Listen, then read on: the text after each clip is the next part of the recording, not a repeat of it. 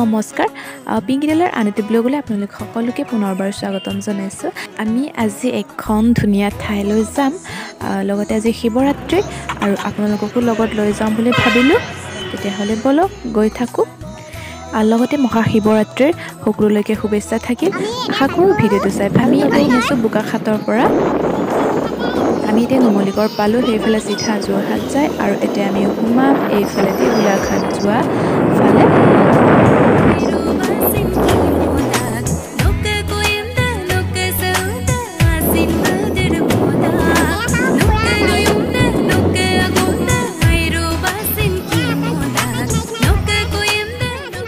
আমি আহি পালোঁ, ইয়াতে বহুত মানুহৰ ভিৰ, ইয়াতে বাইক চাইক থৈ এতিয়া আমি যাম।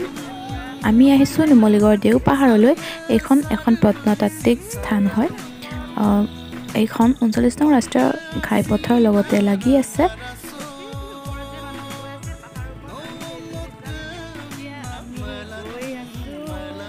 যিহেতু আজি শিৱৰাত্ৰি, বহুত মানুহৰ ভিৰ আৰু দূৰ দূৰণিৰ পৰা মানুহ আহে ইয়াত চাবলৈ।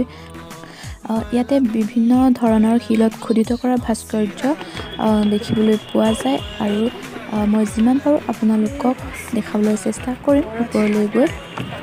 আমি গৈ আছোঁ ষ্টেপেদি আৰু সেইফালে এটা ৰাস্তা বনাই দিছে, সেইফালে এইটো পকা হয়, এইটো ষ্টেপ নহয়, গাড়ী চাড়ী লৈ উঠিব পাৰে। ওপৰলৈ যাবলৈ অকণমান কষ্ট হয়, মানে ভাগৰ লাগে আৰু 10 মিনিটমান লাগে যাবলৈ। মাজে মাজে বহিবলৈও ঠাই কৰি দিছে।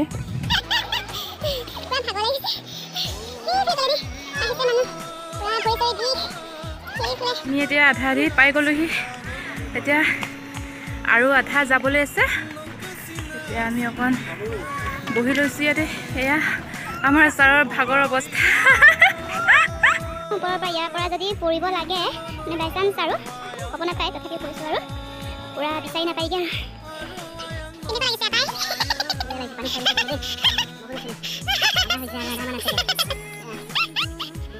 অথনি ৰাস্তাটো যে ষ্টেপ নথকা সেইফালে ওলাইগৈ।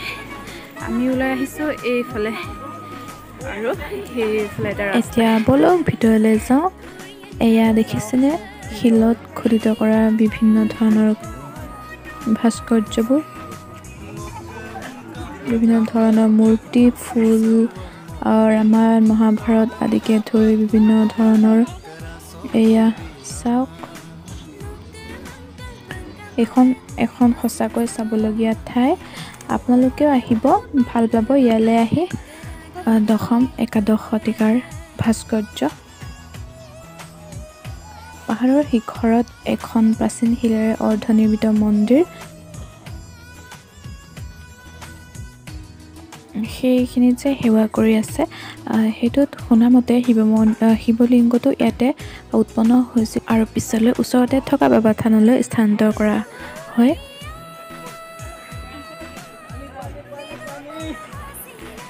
এয়া চাওক, নানা ধৰণৰ ফুল, মূৰ্তি এনেদৰে শিলবোৰত খোদিত কৰা হৈছে।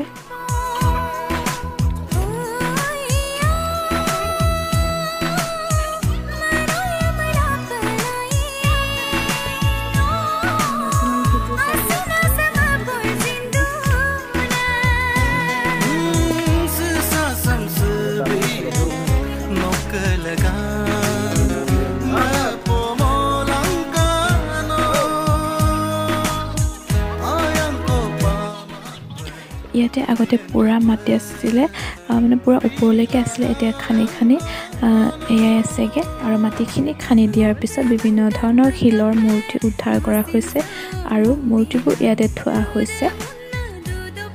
ইয়াতে কেইবাটাও আছে, গণি শেষ কৰিব নোৱাৰাকৈ। এয়া চাওক, এইবোৰ গোটেই সিঁচৰিত হৈছে মূৰ্তিবোৰ। যদি আপোনালোকে ভিডিঅ'টো ভাল পায় তেতিয়াহ'লে লাইক কৰিব, কমেণ্ট কৰিব আৰু শ্বেয়াৰ কৰিব।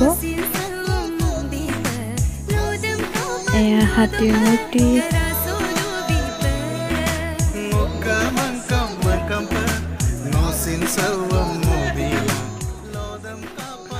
এইবোৰ দেখিছেনে ইমান গাল আছে, গণি শেষ কৰিব নোৱাৰাকৈ।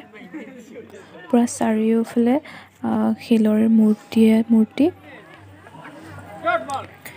ঘূৰি ঘূৰি ভাগৰ লাগিলে এতিয়া অকণমান জিৰাই লৈছোঁ তাৰপিছত আমি চিধা তললৈ যামগৈ এতিয়া আমি বেলেগ এটা ৰাস্তাইদি গৈছোঁগৈ আপোনালোকক যে দেখাইছিলোঁ ৰাস্তাটো এইফালে আমি ষ্টেপেদি যোৱাগৈ নাই এতিয়া আমি যাম বাবা থানলৈ আপোনালোকক যে কৈছিলোঁ ইয়াৰ লিংগটো তাত প্ৰতিষ্ঠা কৰা হৈছেগৈ বুলি এয়া এইফালেদি মানুহৰ ভিৰ আৰু সেইফালেতো ক'ব নালাগে আৰু এয়া পূৰা আমি তললৈ যামগৈ এইটো ৰাস্তা অকণমান ভালে হয় ইয়াত বেলেগ দিনা আহিলে গাড়ী চাড়ী লৈও আহিব পাৰিব পূৰা ওপৰলৈকে সেইফালে আমি যে উঠি গৈছিলোঁ ষ্টেপেদি